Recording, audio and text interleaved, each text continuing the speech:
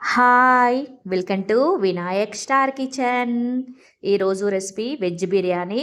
Veg biryani పొడి పొడిగా, పుల్లలు పుల్లలుగా, పర్ఫెక్ట్‌గా ఎలా చేసుకోవాలో చూపిస్తాను.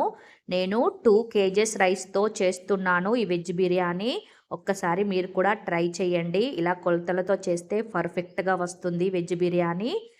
ఇప్పుడు ఎలా చేసుకోవాలో చూపిస్తాను. అంతకంటే ముందు నా ఛానల్ని ఫస్ట్ టైం చూస్తున్న వాళ్ళు సబ్స్క్రైబ్ చేసుకొని లైక్ చేయండి.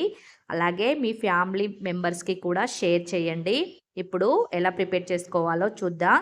వెజ్ బిర్యానీ కోసం నేను ఒక పెద్ద బౌల్ పెట్టుకున్నాను. ఇందులో ఒక 5-6 టేబుల్ స్పూన్ల ఆయిల్ వేసుకొని, ఆయిల్ హీట్ అయిన తర్వాత ఇందులో 2 టేబుల్ స్పూన్ల సాజీరా, ఆ తర్వాత లవంగాలు, చెక్క, ఒక 3 యాలకులు వేసుకుంటున్నాను.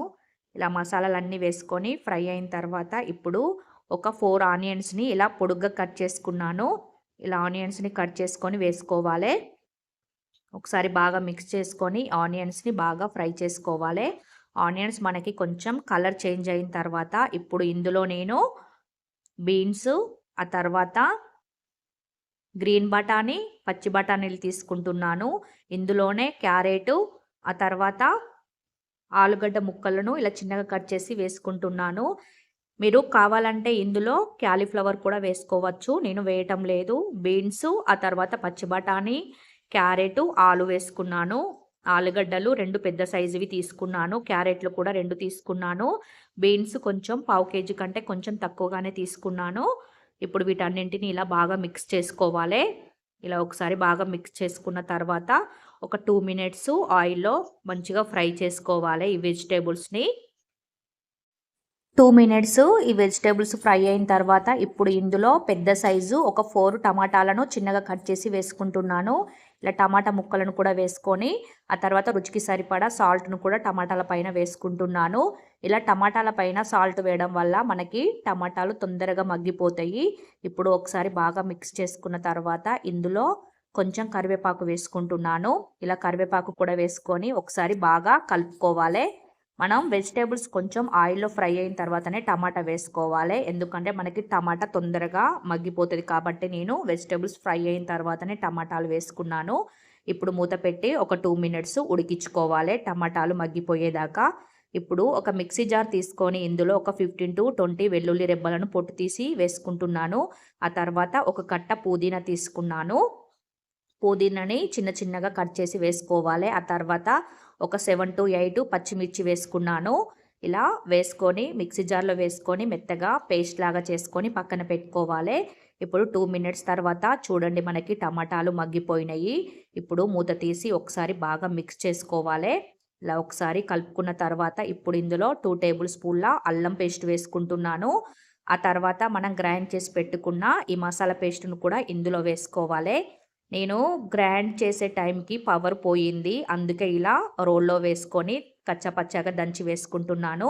ఇలా వేసుకున్న టేస్ట్ బాగుంటది. లేదంటే మెత్తగా పేస్ట్ చేసుకున్నా కూడా సూపర్‌గా ఉంటది. ఇప్పుడు ఇలా ఈ మసాలా పేస్ట్ కూడా వేసుకొని ఒకసారి బాగా మిక్స్ చేసుకోవాలి. ఇలా మొత్తం ఒకసారి మిక్స్ చేసుకొని ఆయిల్‌లో ఒక 1 మినిటు ఈ పచ్చిమిర్చి పచ్చివాసన పోయేదాకా ఫ్రై చేసుకోవాలి. ఆ తర్వాత ఇందులో 2 టేబుల్ స్పూన్ల పసుపు వేసుకుంటున్నాను. పసుపు కూడా వేసుకొని ఒకసారి బాగా మిక్స్ చేసుకోవాలి. ఇలా మంచిగా కలుపుకొని ఆ తర్వాత మూత పెట్టి ఇంకొక 1 మినిట్ ఉడికించుకోవాలి. ఈ పచ్చిమిర్చి, పుదీనా కొంచెం పచ్చివాసన పోయేదాకా ఒకసారి బాగా మిక్స్ చేసుకోవాలి. చూడండి 2 మినిట్స్ తర్వాత మనకి వెజిటబుల్స్ కూడా మంచిగా కుక్ అయిపోయినాయి. ఇప్పుడు ఇందులో నేను ఒక 1 అవరు 2 కేజెస్ రైస్‌ని నార్మల్ రైస్‌తోనే చేస్తున్నాను. 2 కేజెస్ రైస్‌ని వాటర్‌లో ఒక 1 అవర్ నానబెట్టుకున్నాను. ఈ 1 అవర్ నానబెట్టుకున్న రైస్‌ని కూడా వాటర్ లేకుండా ఇలా మొత్తం రైస్‌ని వేసుకోవాలి. ఇలా రైస్ మొత్తం వేసుకొని ఒకసారి బాగా మిక్స్ చేసుకోవాలి. ఈ మసాలా మొత్తం రైస్‌కి పట్టేలాగా ఒకసారి బాగా మిక్స్ చేసుకోవాలి. రైస్ వేసిన వెంటనే వాటర్ వేయకూడదు. కొంచెం మసాలాలో ఒక 1 మినిట్ ఈ రైస్‌ని ఫ్రై చేసుకోవాలి. ఇలా ఆయిల్‌లో ఒక 1 మినిట్ ఫ్రై అయిన తర్వాతనే ఇప్పుడు ఇందులో నేను 5 గ్లాసెస్ రైస్ అయిందండి నాకు. పెద్ద గ్లాస్‌తో 2 కేజెస్ రైసు 5 గ్లాసెస్ రైస్ అయింది. ఫ్లై 5 గ్లాసెస్‌కి నేను 10 గ్లాసెస్ వాటర్ వేసుకుంటున్నాను. ఇలా 10 గ్లాసెస్ వాటర్ కూడా వేసుకొని ఒకసారి బాగా మిక్స్ చేసుకోవాలి. ఇలా మొత్తం ఒకసారి మిక్స్ చేసుకున్న తర్వాత ఇప్పుడు నాకు పచ్చిమిర్చి కొంచెం తక్కువగానే తీసుకున్నాను కాబట్టి స్పైసీనెస్ కోసం నేను ఒక 1 టేబుల్ స్పూన్ ఎండుమిర్చి వేసుకుంటున్నాను. ఈ ఎండు కారం మీ ఆప్షనల్, కావాలంటే వేసుకోండి లేదంటే స్కిప్ చేయండి. ఒక 1 టేబుల్ స్పూన్ చిన్న టేబుల్ స్పూన్ వేసుకున్నాను.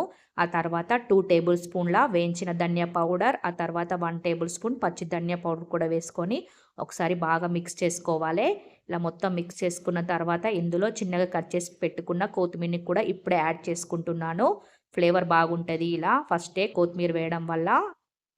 ఇప్పుడు కొత్తిమీర కూడా వేసుకొని ఒక 1 మినిట్ బాగా మిక్స్ చేసుకున్న తర్వాత మూత పెట్టి గ్యాస్ ఫుల్ పెట్టే ఈ వాటర్ మొత్తం దగ్గర పడేదాకా రైస్ని ఉడికించుకోవాలి. చూడండి, ఒక 2 మినిట్స్లో మనకి వాటర్ మొత్తం దగ్గర పడిపోయినాయి. ఇప్పుడు ఒకసారి రైస్ని మళ్ళీ ఒకసారి బాగా మిక్స్ చేసుకోవాలి. ఇలా కొంచెం వాటర్ దగ్గర పడిన తర్వాత రైస్ ఒకసారి బాగా మిక్స్ చేసుకొని ఇప్పుడు ఇలా సమానంగా స్పూన్తో స్ప్రెడ్ చేసుకోవాలి. ఇప్పుడు గ్యాస్ సిమ్లో పెట్టి ఇంకొక 2 మినిట్స్ ఉడికించుకోవాలి. చూడండి, 2 మినిట్స్ తర్వాత మూత తీసి చూపిస్తే మనకి పొడి పొడిగా పుల్లలుగా పర్ఫెక్ట్గా మనకి వెజ్ బిర్యానీ రెడీ అయిపోయింది. రుచి కూడా నిజంగా చాలా బాగా వచ్చిందండి. నిజంగా మా పాప బర్త్డే ఉంది కాబట్టి నేను ఒక 15 మెంబర్స్కి రోడ్ సైడ్ ఉన్న వాళ్ళకి ఫుడ్ ఇద్దామని వెజ్ బిర్యానీ ప్రిపేర్ చేశాను. మేము 4 మెంబర్స్ తిన్నాము. ఆ తర్వాత 15 మెంబర్స్కి సరిపోయిందండి ఫుడ్డు. ఇలా నేను ప్యాకింగ్ చేసి ఒక 15 మెంబర్స్కి ఇచ్చాను రైసు. ఇలా 2 కేజెస్ రైస్కి ఒక 20 మెంబర్స్కి ఇలా సరిపోతుందండి. నేను ఒక 15 మెంబర్స్ దాకా ఇలా ప్యాకింగ్ చేశాను. దీనికి కాంబినేషన్గా నేను రైతా చేయకుండా నేను ఆలు కుర్మా చేశాను. వెజ్ బిర్యానీ ఉన్ను ఆలు కుర్మా కూడా కరెక్ట్గా నాకు ఒక 49 అండి. ఒకరికి తక్కువ పడింది, 49 మేము తినంగా. పోయిన ఇయర్ చికెన్ బిర్యానీ చేశానండి, 20 మెంబర్స్కి అయింది చికెన్ బిర్యానీ. అంతకు ముందు ఇయర్ ఏమో టమాటా పప్పు చేసి ఒక 20 మెంబర్స్కి ఇచ్చాను. ఈసారి ఒక 15 మెంబర్స్కి ఇస్తున్నాను ఇలా ఆలు కుర్మా వెజ్ బిర్యానీ. చాలా పర్ఫెక్ట్గా వచ్చిందండి. నిజంగా టేస్ట్ మాత్రం సూపర్గా ఉంది. మీరు కూడా ఇలా కొలతలతో ఎక్కువ క్వాంటిటీ చేసుకోవాలంటే ఇలా నేను చెప్పినట్టు ఒకసారి ట్రై చేయండి, మీకు కూడా పర్ఫెక్ట్గా వస్తుంది.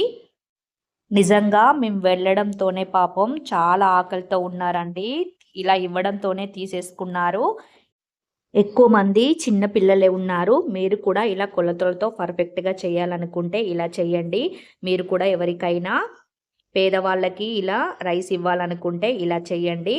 ఇప్పుడు వీటిని నేను ఒక కవర్లో ప్యాకింగ్ చేసేసి వాటర్ బాటిలు, ఆ తర్వాత కర్రీ, ఈ వెజ్ బిర్యానీ 3 ఇచ్చేసాను. లాస్ట్కి ఇచ్చిన క్లిప్ కూడా యాడ్ చేస్తాను చూడండి. Thank you for watching. Bye.